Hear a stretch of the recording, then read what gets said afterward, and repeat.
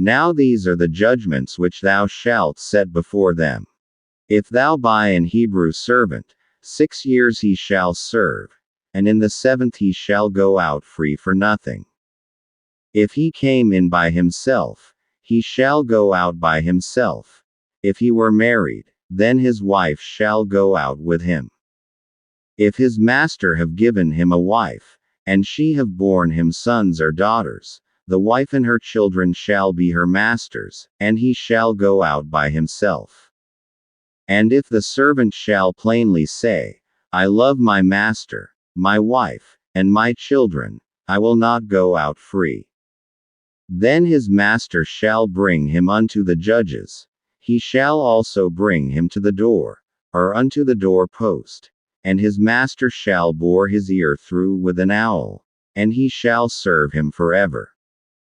And if a man sell his daughter to be a maidservant, she shall not go out as the menservants do.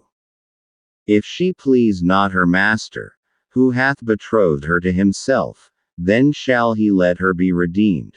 To sell her unto a strange nation he shall have no power, seeing he hath dealt deceitfully with her. And if he have betrothed her unto his son, he shall deal with her after the manner of daughters. If he take him another wife, her food, her raiment, and her duty of marriage, shall he not diminish. And if he do not these 3 unto her, then shall she go out free without money. He that smiteth a man, so that he die, shall be surely put to death. And if a man lie not in wait, but God deliver him into his hand, then I will appoint thee a place whither he shall flee. But if a man come presumptuously upon his neighbor, to slay him with guile, thou shalt take him from mine altar, that he may die. And he that smiteth his father, or his mother, shall be surely put to death.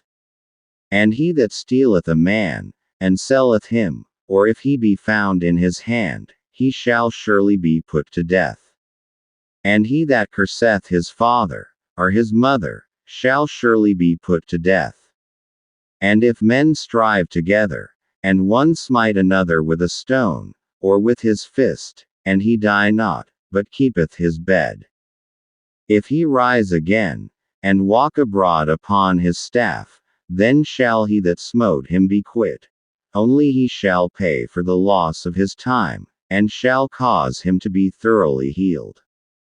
And if a man smite his servant, or his maid, with a rod, and he die under his hand, he shall be surely punished. Notwithstanding, if he continue a day or 2, he shall not be punished, for he is his money. If men strive, and hurt a woman with child, so that her fruit depart from her, and yet no mischief follow, he shall be surely punished, according as the woman's husband will lay upon him, and he shall pay as the judges determine.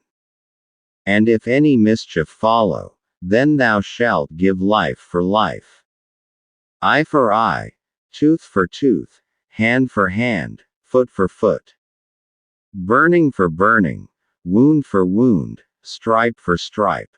And if a man smite the eye of his servant, or the eye of his maid, that it perish, he shall let him go free for his eye's sake. And if he smite out his manservant's tooth, or his maidservant's tooth, he shall let him go free for his tooth's sake. If an ox gore a man or a woman, that they die, then the ox shall be surely stoned, and his flesh shall not be eaten, but the owner of the ox shall be quit.